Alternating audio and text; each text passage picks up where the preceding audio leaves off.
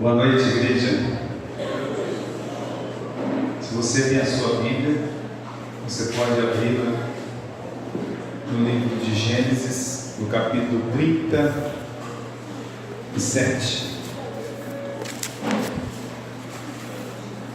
Nós ficamos aí por 2 domingos pregando sobre a vida de Jacó e Esaú. Hoje nós vamos falar do filho de Jacó, um dos filhos de Jacó. Hoje eu quero falar sobre Judá. Judá é esse personagem maravilhoso que nós temos nas Escrituras, cuja linhagem vai aparecer lá no Novo Testamento, na genealogia de Jesus. Que bênção, que bênção. Imagine um homem desse. Genealogia de Jesus, seja pelo livro de Mateus, seja pelo livro de Lucas. Um fala da descendência do pai, o outro fala da descendência da mãe. No momento os dois se encontram, as duas genealogias, porque elas vêm da mesma pessoa, e elas vão encontrar no meio de 12 ramos o próprio, o de Judá. Então é um personagem maravilhoso que nós temos nas Escrituras, o Judá. Vamos dar uma lida aqui na palavra de Deus, no capítulo 37,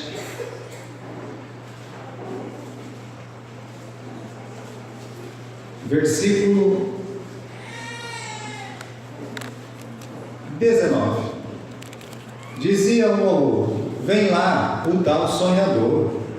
Vinde, pois, agora, matemo-lo e lancemo-lo numa das cisternas, e diremos: um animal selvagem o comeu, e vejamos então o que será dos seus sonhos.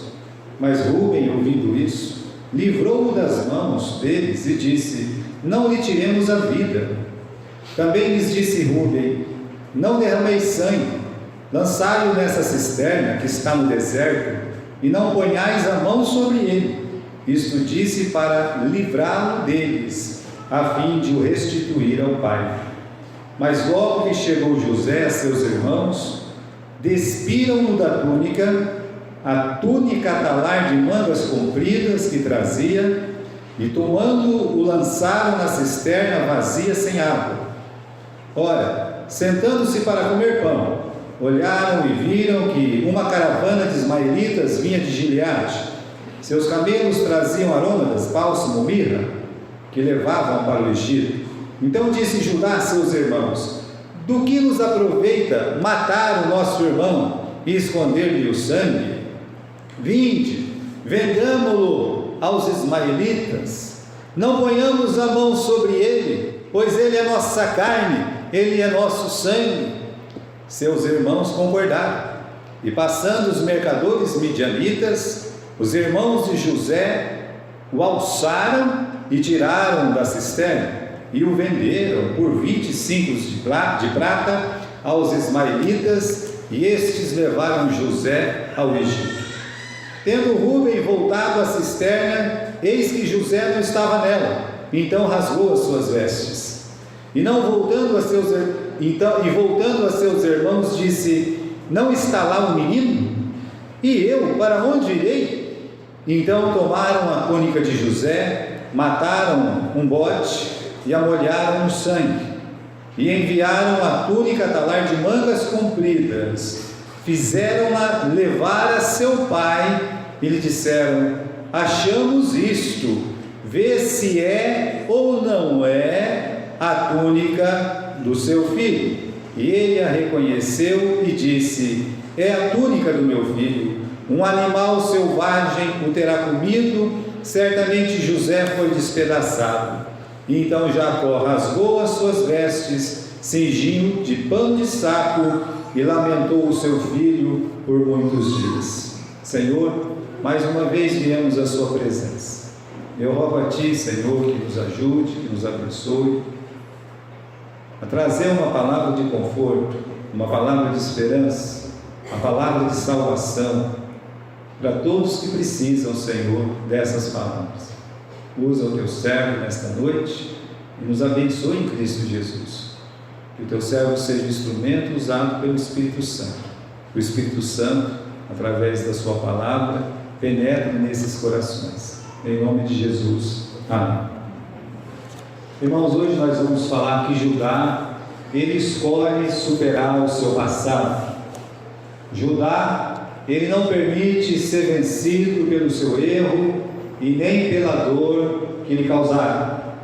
Judá, hoje, ele vai nos ensinar que ele é um homem que ele não fica preso ao lado do poço da amargura. Essa é a nossa história hoje. Você já reparou que quando nós vamos falar dos israelitas, nós não falamos Rubeus, que é o primeiro filho de Jacó? Não é Rubeus, não é Manassitas, não é Levitas. Não é assim que os israelitas são chamados hoje. Não são chamados de Rubeus, são chamados de judeus. Quando fala israelita, chama-se judeu. Quando pensamos num judeu, sabemos que é um israelita. Na tragédia, meus irmãos, da venda de José, nós observamos 3 vozes. A primeira voz é a voz do grupo: vamos matá-lo. Veja só, é um caso muito triste aqui do capítulo 37. O grupo diz: vamos matá-lo. Rúben diz: não façam isso. Joguem ele nessa cisterna, mas tentando livrar. Não vamos colocar a mão nele, de jeito nenhum, matar o nosso irmão. Aí Judá, então, quando vê mercadores ismaelitas seguidos por mercadores midianitas, ele diz: vinde, vendemo-lo, e não seja a nossa mão sobre ele, porque ele é sangue do nosso sangue, ele é carne de nossa carne, ele é o nosso irmão. São 3 vozes aí. E qual é o candidato a herói? Se a gente pudesse escolher um herói que tentou defender José naquele dia, qual é o candidato a herói? É Rúben. Rúben é candidato a herói porque ele diz: não vamos matar o nosso irmão. E a Bíblia diz: vamos colocá-lo na cisterna. Ele evitou a morte do irmão e estava planejando como devolvê-lo ao pai, como diz as Escrituras. E por que então os israelitas hoje são chamados de judeus e não são chamados de rubeus? Não é interessante isso? Rúben até que tem uma boa intenção, ele se esforça, mas irmãos, numa vida só boas intenções não bastam, não levam a nada. Depois ele vai se juntar ao grupo e vai contar uma mentira ao pai, e essa mentira vai perdurar por 22 anos. Judá também abriu a boca, mas ele erra feio, mas Judá, ele não permite que a sua vida termine na beira daquele poço, na beira do poço da amargura, do pecado, do erro que ele cometeu. Ele vai se levantar na nossa história, ele vai fazer aquilo que o pai faz em profecia, em palavras, lá no capítulo 49, quando na tradução hebraica a palavra de Deus diz que da presa te erguestes e levantaste a tua cabeça. Ele ficou realmente preso muitos anos, mas um dia ele ergueu a cabeça dele e ele vai se tornar aquela pessoa que Deus gostaria que ele fosse. Então, irmãos, na nossa história de hoje, eu acho importante até ler isso. Não permita que a sua vida termine na beira do poço da amargura. Quantas pessoas são vencidas pela tristeza, são vencidos pela mágoa, são vencidas pela dor, porque alguém causou essa mágoa, essa tristeza e essa dor.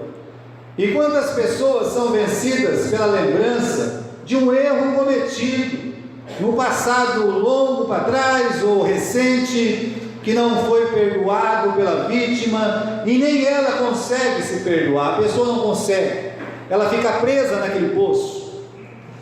Se você é vítima ou se você ofendeu, não importa. Enquanto permitir que o mal lhe vença, você estará à beira do poço da amargura. E este foi o caso de Judá. Um dia, o Judá cometeu um erro terrível, lá na beira daquele poço, do tipo imperdoável, mas ele escolheu que a sua vida não terminaria na beira daquele poço. Antes, ele aprendeu a lição de Deus. Ele fez o quê? Ergueu a cabeça e depois ele se torna o líder dos seus irmãos.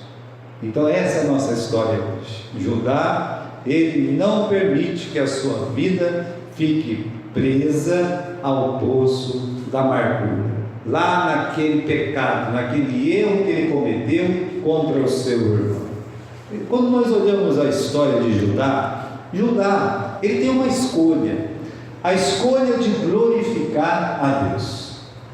Você olha para a vida dos patriarcas, e aí você vê Abraão, Isaac, Jacó, e depois de Jacó, quem que vai seguir? Parece que José é o personagem mais importante. Ele toma uma primazia ali na história, mas quando você olha para toda a escritura, de Gênesis a Apocalipse, é Judá que sobressai.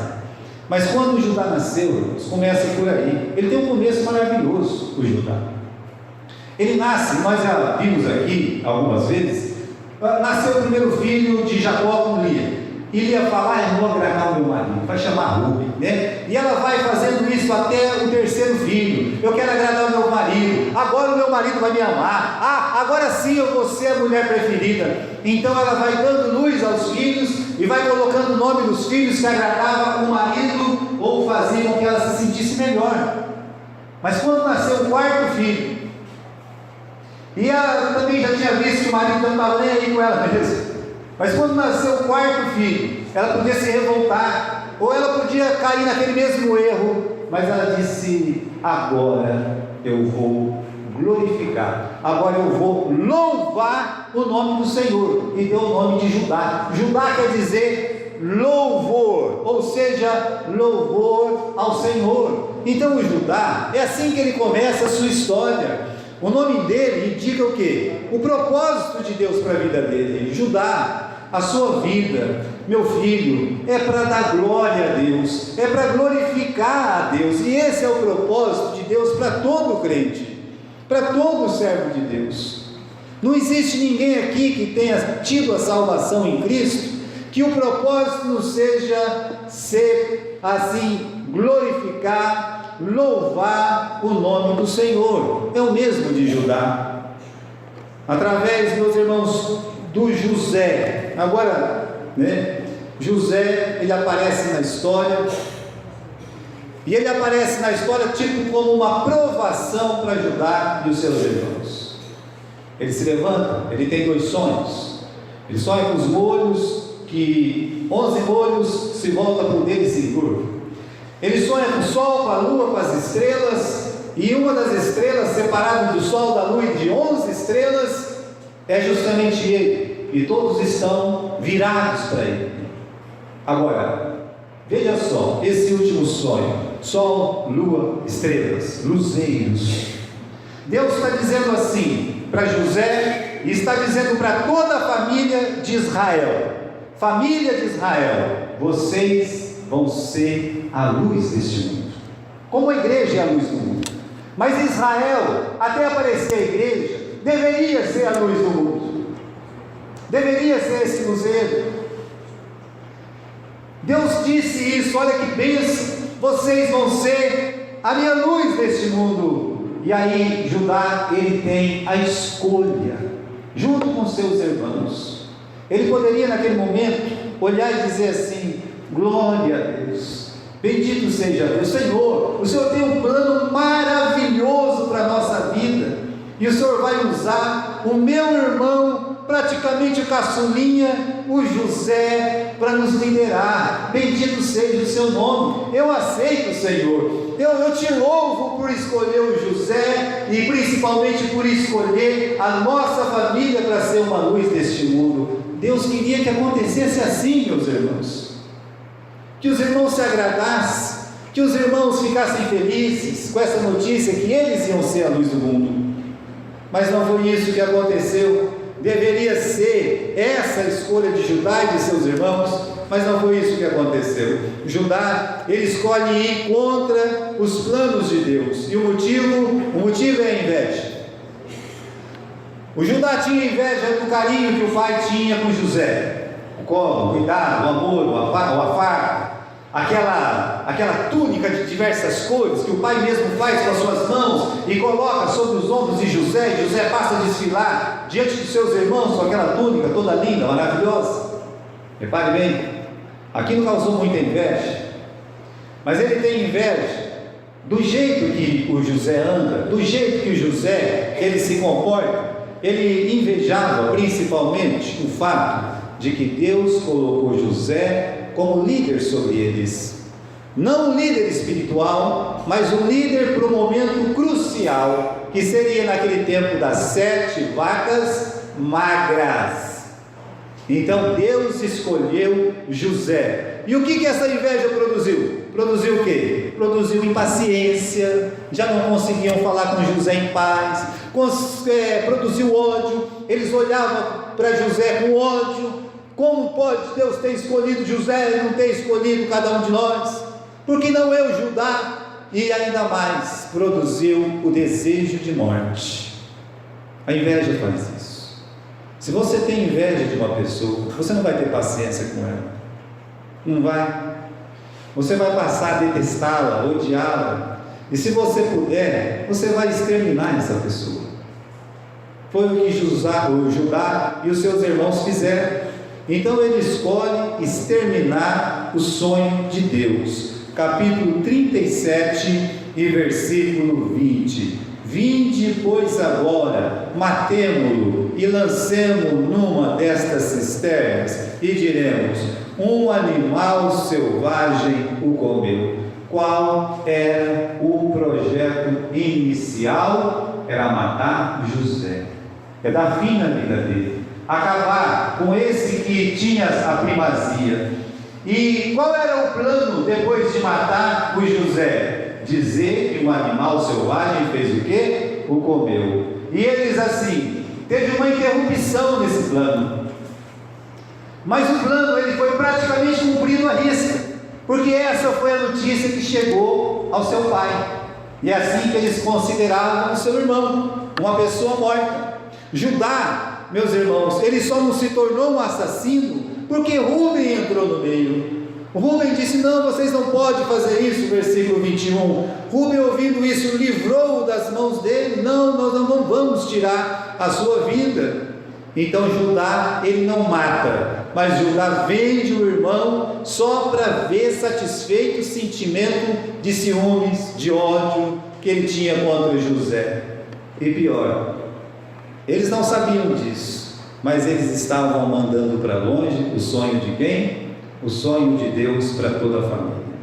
É claro que Deus vai transformar aquele mal em bem, isso vai acontecer, isso acontece quando a fé ela entra pelo meio do caminho. O sonho passa por mãos ismaelitas, midianitas e egípcios. Veja só, eles venderam José por 20 moedas de prata. Primeiro venderam para os ismaelitas. Mal o ismaelita comprou, e já estava com ele na mão, passou os midianitas: quer fazer um negócio? Já compraram José. E de lá eles levam para o Egito, e os egípcios compram o José. Olha, foi passando de mão em mão o sonho. Só que tem uma coisa, irmãos: ao vender o seu irmão, Judá, ele fica preso. Tudo isso aconteceu na beira de um poço. O pecado de Judá estava ali, do lado daquela cisterna, uma cisterna vazia. Mas aquele lugar marcou a vida deles, marcou completamente, especialmente a vida de Judá, que aquilo ficou na cabeça de Judá. Por muitos anos, talvez por 22 anos, a sua mente ficou presa na beira daquele poço. Por quê? Jogou dentro daquele poço toda a sua inveja, todo o seu ódio, toda a sua ira. Todo dia, toda hora, ele tinha que ficar pensando no quê? na bobagem que eu fiz de vender o meu irmão, porque fui eu que falei, vamos vender o meu irmão. Ele estava lá dentro daquele poço, ainda a gente não sabia exatamente o que fazer, mas eu tive a ideia, eu falei para os meus irmãos, eu cometi esse erro, eu cometi esse pecado, fui eu vendi o meu irmão. Irmãos, quando ele chega em casa, ele vai olhar para os olhos do seu pai. Imagine, todos os dias olhando para os olhos tristes do seu pai, o seu pai chorando a morte de um irmão. Primeiro que ele sabia que talvez ainda estava vivo, que aquela foi uma grande mentira, que aquele foi um grande erro. Então aquilo passa a atormentar a sua vida, passa a atormentar a sua alma, porque o pecado nos prende, nos escraviza, e é por isso que a Bíblia diz que o pecado é um laço por isso. Pense na profecia que seu pai fez, no capítulo 49 de Gênesis: da presa te livraste. Ele ficou preso à presa, porque Judá é um leão. Um leão é para despedaçar a sua presa, mas a Bíblia diz que da presa te livraste. Como assim da presa te livraste? É porque ele ficou preso à presa, preso ao pecado, preso às lembranças, preso àquele momento terrível da sua vida. E aquele peso, aquele pecado esmaga a sua mente, o seu coração. Eu quero ver, meus irmãos, com os irmãos, o pecado de Davi esmagava a sua mente. No capítulo 38 do livro de Salmos, ele fala como aconteceu por dentro. É o aspecto interno do seu erro, da sua falha, da beira do poço. Aqui está a beira do poço de Davi. Ele diz assim: não me repreenda, Senhor, na tua ira, não me castigue no teu furor. Cravam-se em mim as tuas setas, a tua mão pesa sobre mim. Não há parte sã na minha carne por causa da tua indignação, não há saúde dos meus ossos por causa do meu pecado, pois já se elevam acima da minha cabeça as minhas iniquidades, fardos pesados excedem as minhas forças, tornam infectas, purulentas as minhas chagas por causa da minha loucura. Sinto-me encurvado, eu estou completamente abatido, eu ando como um morto todo dia. Mais de 20 anos. Judá podia se sentir assim por mais de 20 anos. Geralmente, irmãos, quando nós erramos, vem à tona 3 realidades. Primeiro, o remorso. E ele sentiu o remorso. A ideia era matar, mas deu um remorso. O remorso fez com que Judá, e o único que sentiu isso, mudasse de morte para venda. Mas aquele foi um momento assim, sabe? Eu sei que eu estou fazendo alguma coisa errada. Por que a gente sente um remorso? Porque ele diz: é a nossa carne e é o nosso sangue. Ele é nosso irmão. Ele está com o negócio lá dentro incomodando ele. Podia dizer: vamos tirar ele de lá, eu vou ajudar o Rubem. Mas ele não fez isso, porque remorso não faz isso. Remorso sabe que está errado. Remorso até trabalha com o mal menor. Sabe qual que é o mal menor? Bem, matar não vou, mas na minha frente também não quero. Nunca mais eu quero na minha frente, né? Ó, vamos vender, né? Que suma lá para o lixo, mas eu não quero aqui na minha frente. O remorso não leva a mudança de atitude. É por isso que ele vai vender para sumir com o irmão da sua frente. E o plano acaba sendo executado. Remorso não leva ninguém a mudar a mente, o coração, as atitudes. Muitas pessoas, depois que erram, eles sentem remorso, não arrependimento. Outra coisa, nós decidimos culpar alguém. Mas eu pequei por quê? Por causa daquela pessoa, porque aquela coisa lá, coisa e tal. Sempre vamos culpar alguém. Ele podia dizer: eu fiz aquilo lá porque o meu pai não gosta de mim, meu pai gosta do José. Ele podia dizer: eu também, o José ficava desfilando aquela manta linda lá na minha frente, sabendo que eu queria aquela manta para mim. Ele podia culpar o José, ele podia culpar os outros irmãos, ou fazer não é nem meia culpa, é 1/10 de culpa. Ele podia olhar e dizer: olha, é o seguinte, eu tenho culpa sim, mas eu tenho só 10%, mas estava em 10%, eu tenho 10% da culpa, eu recebi 2 moedas, não recebi 20, correto? Ele podia dar muitas desculpas. Então, irmãos, desculpa não cura a alma não, né? Não cura, tá certo? Quando nós decidimos por remorso, quando nós decidimos culpar alguém, colocar a culpa do nosso pecado em alguém, não vai aliviar a culpa, não vai trazer paz para o coração, para a consciência. E uma outra coisa que a pessoa faz, ela resolve fugir, ela se esconde como Adão e Eva. E esse foi o caminho escolhido por Judá. Ele vai fugir, ele peca e resolve fugir. Por quê? Porque ele não aguenta mais ficar olhando para o rosto do seu pai. Ele não aguenta, não consegue encarar mais os olhos do pai, o seu próprio coração. E aí, a vida de Judá, depois desse episódio, é um conto triste.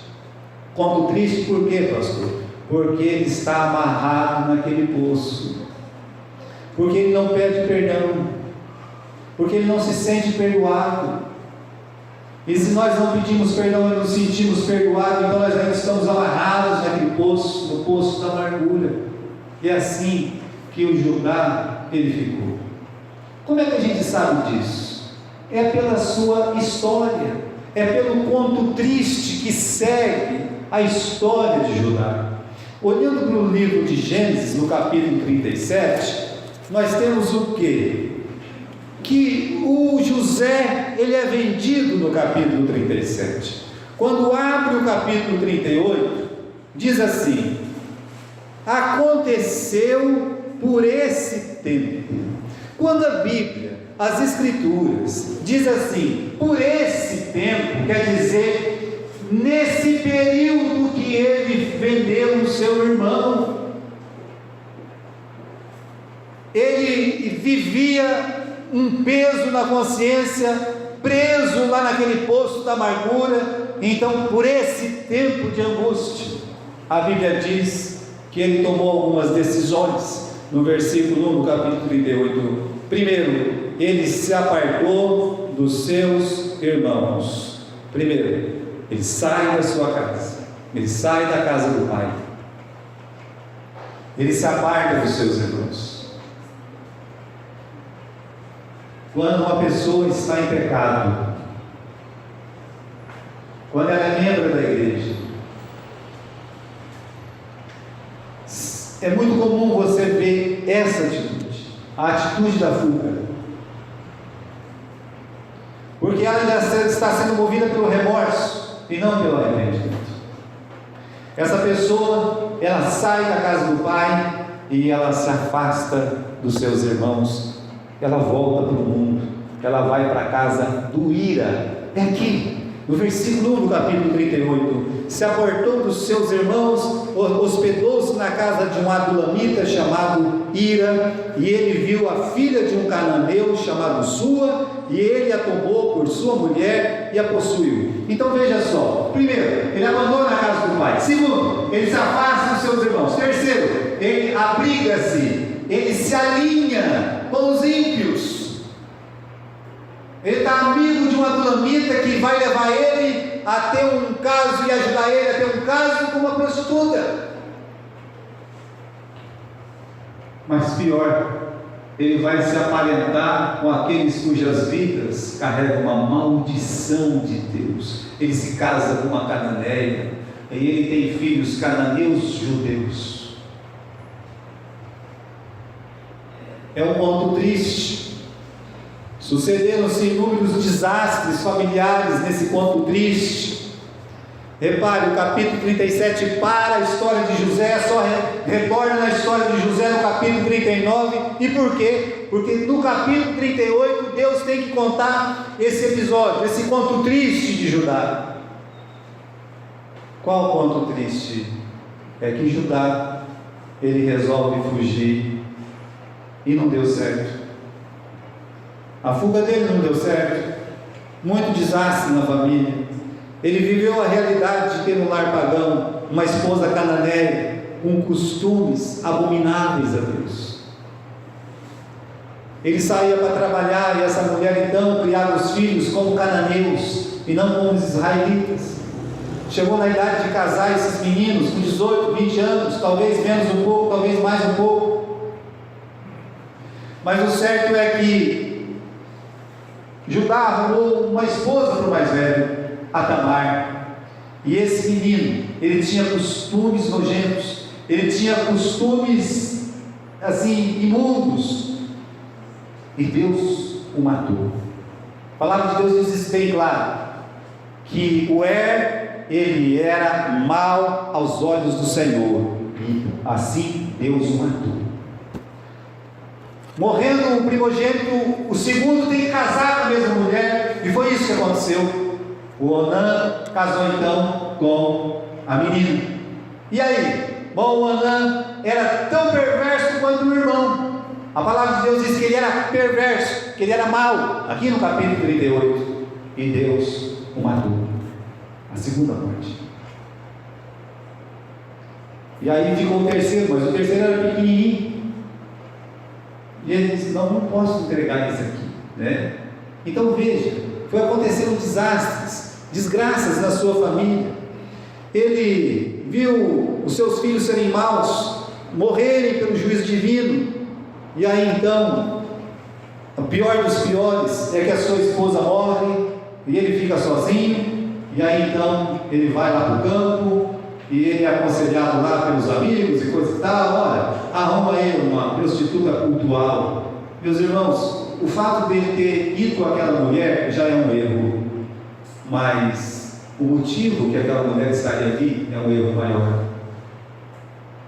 Ele não sabia que era sua nora, mas ele sabia que ele estava saindo para ajudar um culto pagão. E o dinheiro, o cabrito que ele ia pagar, ia para ser sacrificado num culto pagão. A que ponto Judá chegou? Quando nós fugimos do pecado, é pior. Podemos cavar ainda mais a nossa sepultura. É trevas, não é luz. Muito bem. É aí que entra Deus. Ele não errou quando ele arrumou uma nora chamada Tamar. Era uma boa moça. Ela não tinha culpa que casou com 2 homens maus, perversos, e Deus matou. Ela não tem culpa na morte dos meninos. Ela estava lá para servir aqueles 2 homens. Mas ela tinha que casar. E a lei mandava ela casar com o mais novo. Não importa. E o Judá não deu o mais novo. O que ela faz? Ela se vestiu de prostituta. E foi lá para a beira do caminho, sabendo que o Judá ia passar por lá então. E quando o Judá passa por lá, ela então fica, e os dois se encontram, e ele fala: eu quero sair com você. Ela fala: tudo bem, mas tem que pagar, né? Não, eu não tenho nada para pagar e coisa e tal. Ah, tudo bem, né? Mas então você tem que deixar alguma coisa aqui. Ele deixa o cajado, ele deixa o selo, ele deixa mais um negócio lá, né? E aí então volta para casa, e como bom religioso, pega um cabrito, leva lá para aquela mulher lá, aquela mulher que não presta lá, ele presta, ela não presta, né? Leva lá. Aí o rapaz volta: não tem ninguém lá não, claro que tem, né? Não tem ninguém lá.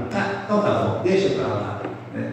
Está bem sossegado, bem tranquilo. Daqui a pouco chega uma notícia na casa dele.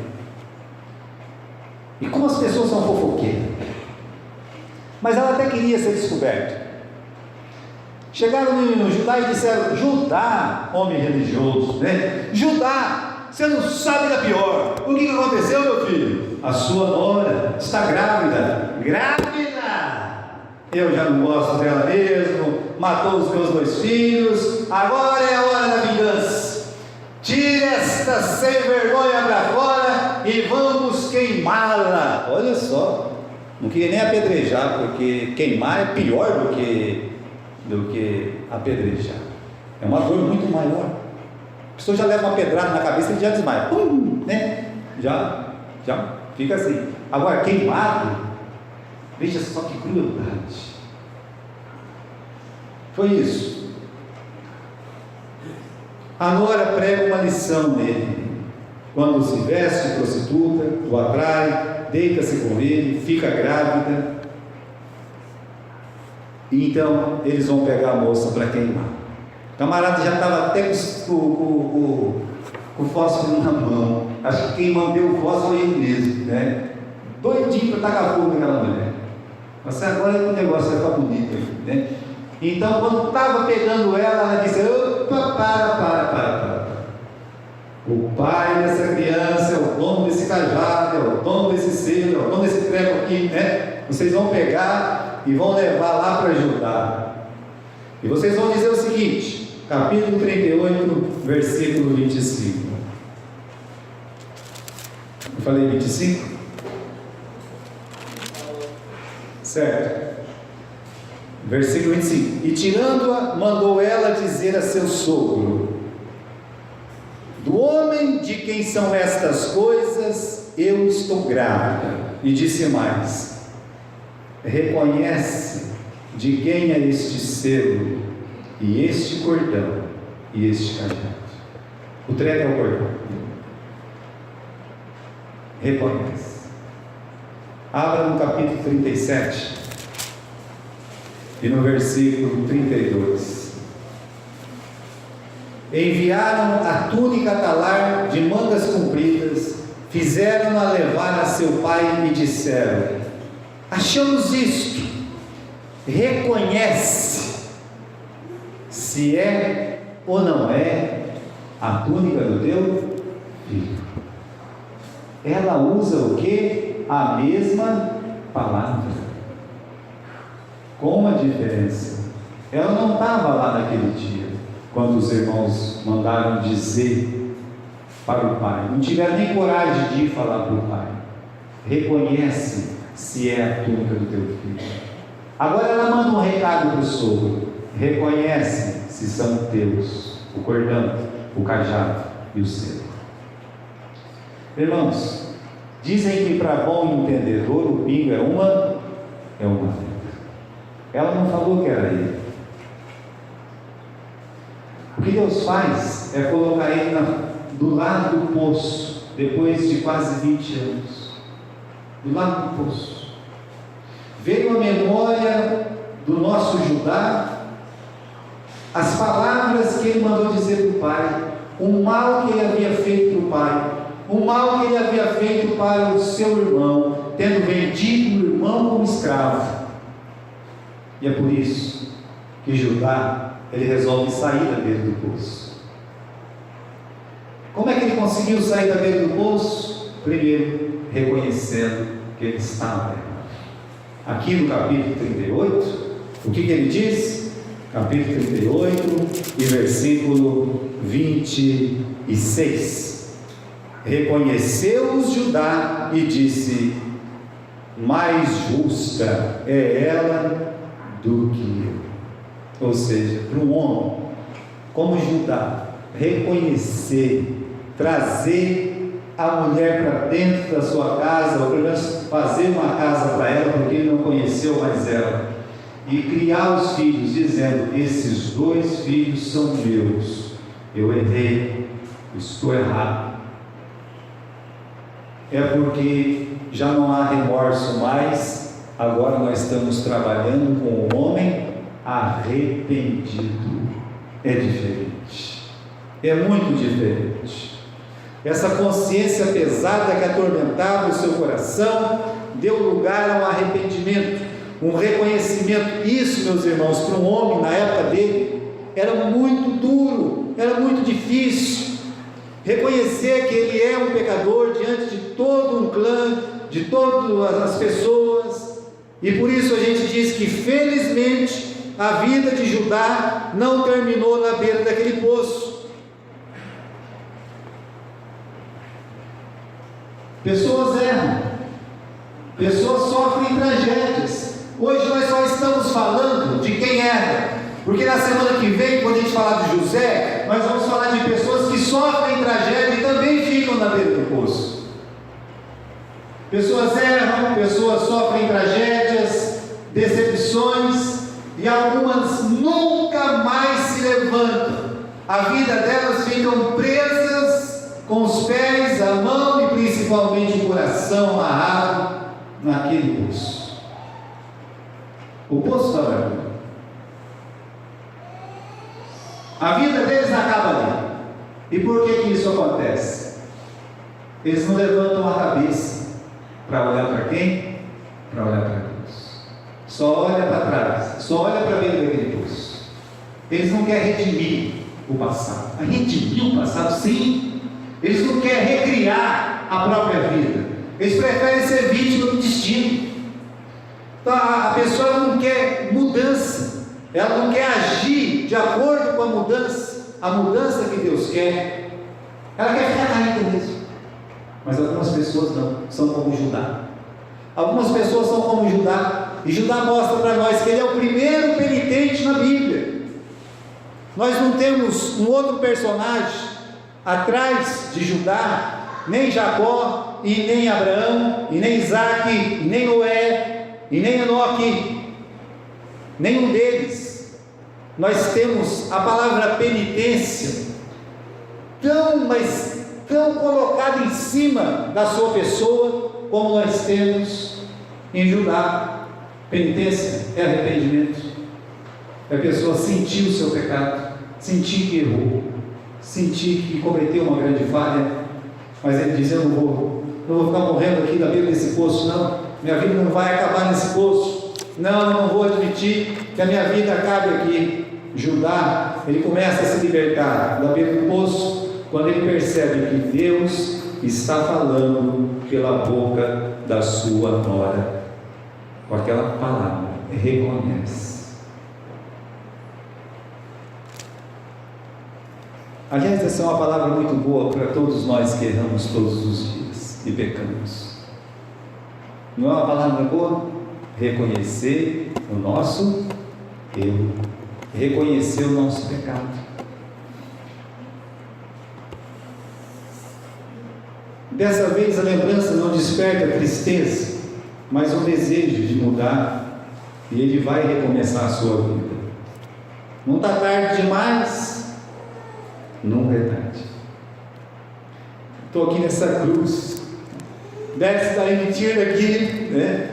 Já que você é Deus mesmo, você pode, então faz isso. O outro está lá, coitado. Você nem sofrendo a mesma pena, tem aí, né, consideração, falta de respeito. Esse mal nenhum fez, nós estamos aqui porque merecemos. Eu reconheço que eu estou aqui por causa do meu pecado. Jesus, Senhor, lembra de mim quando estiver no teu reino. Eu também quero ir para o céu. É um ladrão, é um bandido, mas ele reconhece, nunca é tarde. E Jesus olha para ele e podia dizer: rapaz, você é cara de pau mesmo. Você prontou, pintou, bordou, você me pediu uma coisa dessa, uma hora dessa na cruz, você não está vendo que eu estou quase apitando na curva? Né? Ele podia dizer uma coisa dessa, mas Jesus disse: hoje mesmo estarás comigo no paraíso. Nós vamos estar juntos lá, nós vamos estar juntos. Judá nos mostra, irmãos, que é preciso ter atitudes para vencer as amarras do passado. E ele tinha um longo caminho para percorrer, um longo caminho. Ele sabe que esse longo caminho, ele vai ter que provar para as pessoas que ele está arrependido e que ele mudou. Isso faz parte do arrependimento. Faz parte do arrependimento a pessoa entender que às vezes as outras pessoas não entendem. Faz parte do arrependimento entender que ele tem que ser firme no caminho que ele escolheu de mudança, de transformação pelo sangue de Jesus. E ele tem um caminho cumprido. Quando você olha no capítulo 41, o Judá, ele já está junto com seus irmãos, ou seja, ele voltou para casa. Ele não ficou lá na casa do Ira, não, ele não ficou lá no meio dos cananeus, não. Ele voltou para ficar junto com seus irmãos.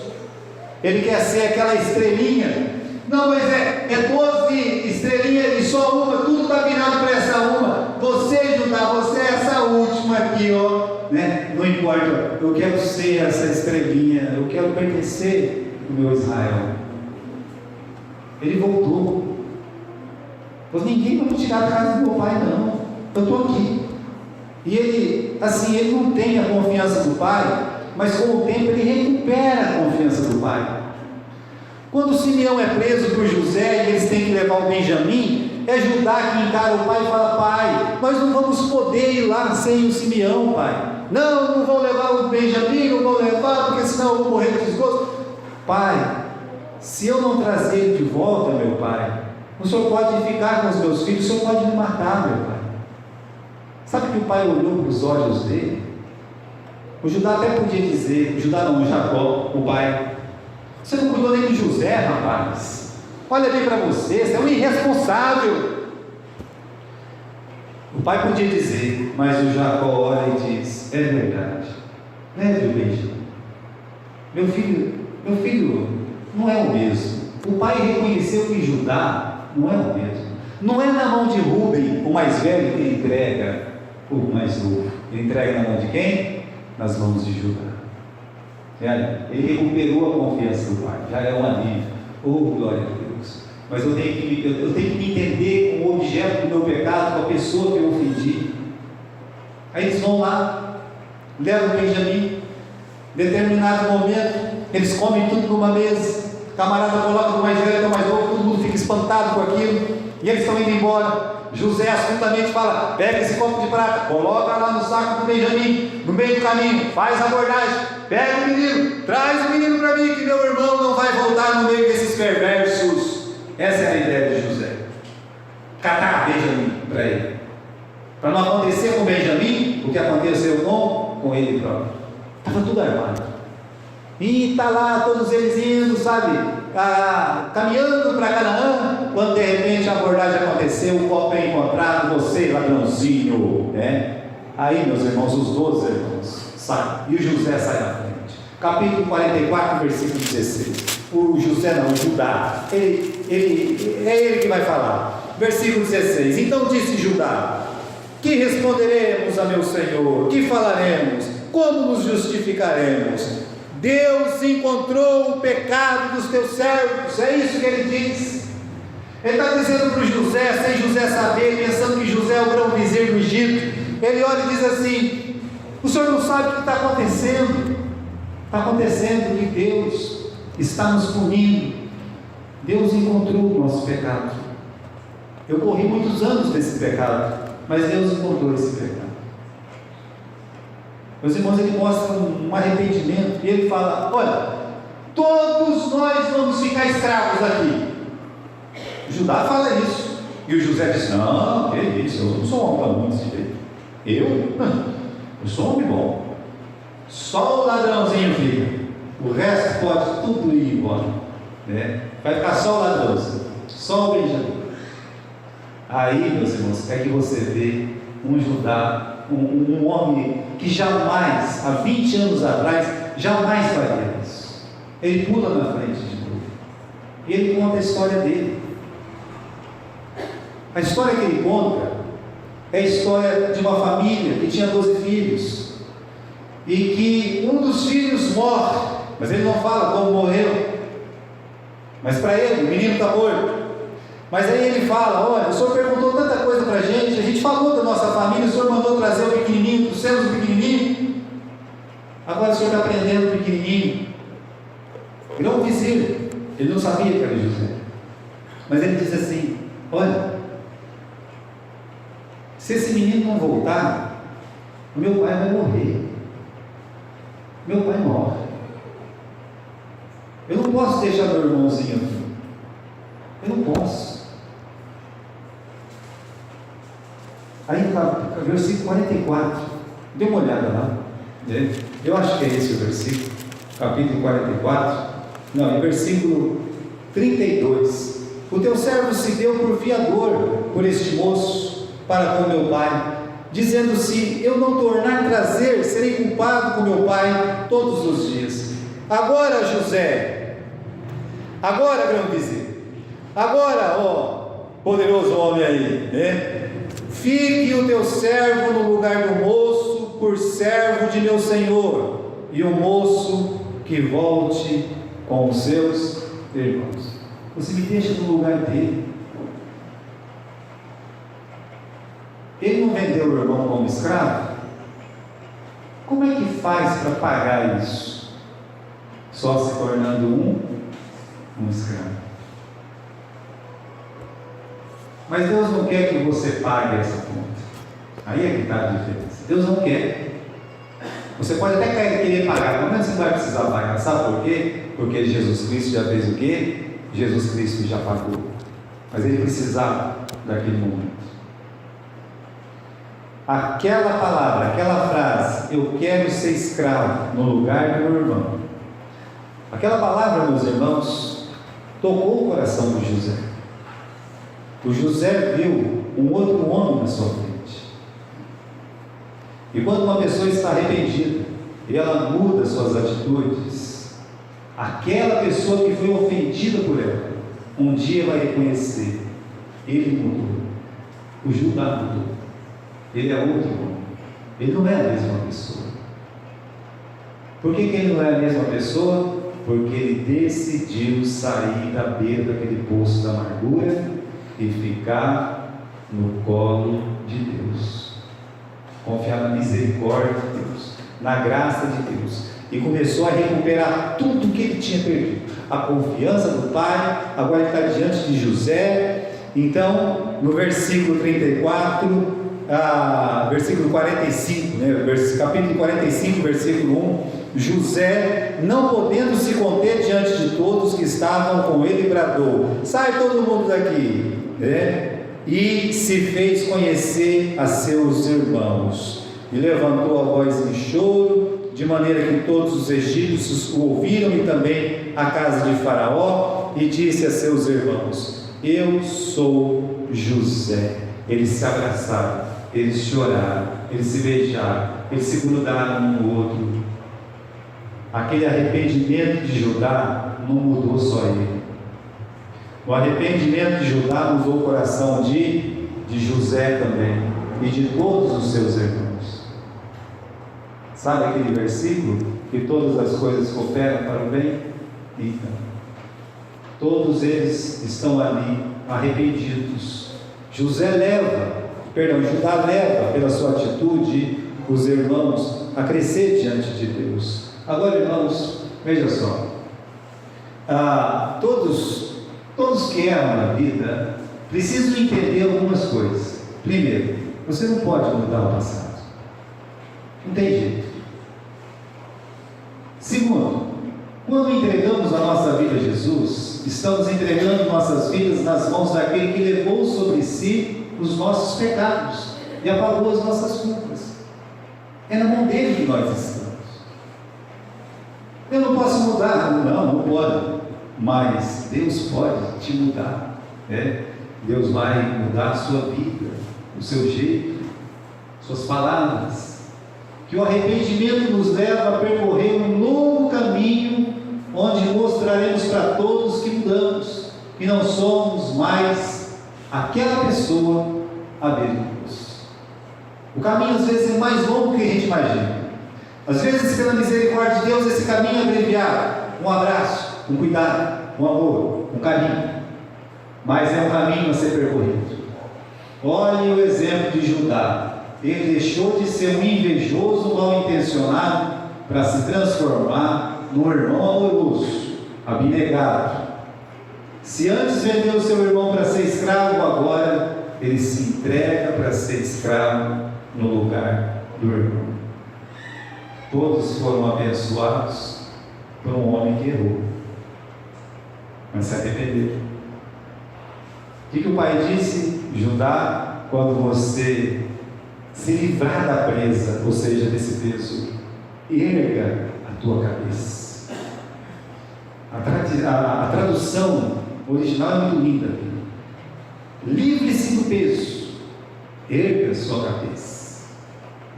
É o que ele fez quando a nora lembrou ele do seu erro pessoal. Houve uma mudança completa. É isso que Deus espera de nós, irmãos, quando nós erramos. Porque nós erramos, nós vamos errar. A Bíblia diz lá no livro de 1 João que quem diz que não tem pecado faz de Deus o quê? Mentiroso. Não tem nenhum anjo aqui. Somos pecadores. Eu estou falando de irmãos da igreja, não estou falando dos incrédulos. Estou falando de irmãos, falando do nosso povo. E todos nós temos essa chance, essa escolha, de não ficar lá na beira do poço da amargura, levantar a nossa cabeça e trilhar o longo caminho do arrependimento. E a cada esquina você vai encontrar os braços abertos do Senhor. Mas tem uma outra realidade. É o pecador sem Jesus. Veja que coisa triste, é uma pessoa sem Jesus, sem salvação. Ela pode até se arrepender do mal feito, mas sem Jesus, o que vai acontecer? Ela tem que arrepender de todos os seus pecados, entender que Jesus Cristo morreu no seu lugar e que agora ela tem a salvação. Jesus. Pense naquele carcereiro batendo no apóstolo Paulo o dia todo, cuidando do apóstolo Paulo durante a noite. Tem um terremoto lá, abre-se todas as celas, ninguém foge. Ele tenta se matar, Paulo diz: não se mate. Todos estamos aqui. Aquele homem tinha uma posição boa, tinha uma família, tinha tanta coisa, mas ele não tinha esperança. E quando Paulo diz: não se mate, todos estamos aqui. Aquele homem entendeu as músicas que Paulo cantava, os hinos que ele cantava naquela prisão. Ele entendeu e disse: como alguém ficaria preso ainda com as portas abertas, se não tivesse uma esperança, se não tivesse algo além? Eu quero esse Jesus. Senhor, o que eu preciso fazer para ser salvo, senhores? Perguntando para Paulo e para Silas. Aí Paulo diz: crê no Senhor Jesus Cristo e será salvo tu e a tua casa. Você crê em Jesus Cristo? É essa salvação que você quer? É essa salvação que Deus quer te dar. A salvação que vem de Jesus, que vai mudar completamente a sua vida. É isso que Deus quer fazer em você, mudar você completamente.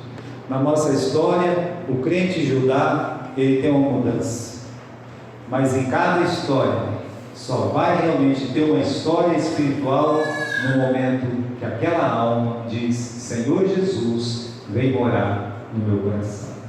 Amém? Vamos abaixar a cabeça, vamos orar ao Senhor. Senhor nosso Deus e nosso Pai,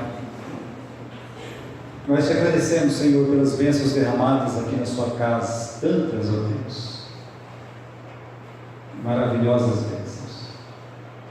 Nos ensina pela vida de Judá, Senhor. Ensina nós que temos Cristo, porque somos falhos diante da tua face. Senhor, nos ensina através de Judá que tem esperança para todos que não conhecem Jesus. Pode ser, meu Pai amado, que nesta noite, aqui nesta igreja, tem alguém que não tem Jesus. E se existe essa pessoa, o Espírito Santo esteja tocando no seu coração para que ela entregue a sua vida a Jesus. Peço que você fique com sua cabeça baixa nesse momento, orando a Deus, você que tem Cristo como Salvador. E pode ser que alguma coisa lá atrás te amargure. Lembre da história de Judá. Fala o que o pai de Judá disse para ele: meu filho, te liberta, ergue a tua cabeça. Tem um caminho longo para percorrer de fé ainda.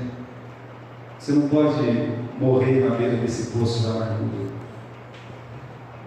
Sinta o perdão de Deus no seu coração, porque Deus prometeu: se confessarmos os nossos pecados, Ele é fiel e justo para nos perdoar e nos purificar de toda injustiça. Acredite nisso, meu irmão. que Deus quer te perdoar e ainda te purificar. Mas pode ser que alguém aqui não tem Jesus. E se você não tem Jesus, você precisa confessar o nome de Jesus. A Bíblia diz que quem confessar o nome de Jesus vai ser salvo. Quem tem Jesus tem a vida, quem não tem, não tem a vida. Você quer a vida ou quer a morte? É uma escolha. Será que nesta noite, aqui nessa igreja, você que está aí, cabeça baixa, você gostaria de entregar a sua vida a Jesus publicamente? Se tem, você pode levantar a sua mão, aonde você estiver. Temos alguém nesta noite que deseja entregar a sua vida a Jesus? Temos? Se tem, você pode levantar a sua mão. Não? Muito bem. Senhor nosso Deus, entregamos todas as ações, o culto e a sua palavra nas mãos, Senhor, do Espírito Santo, para que Ele continue a agir nos nossos corações, de crentes ou descrentes. Em nome do Senhor Jesus. Amém.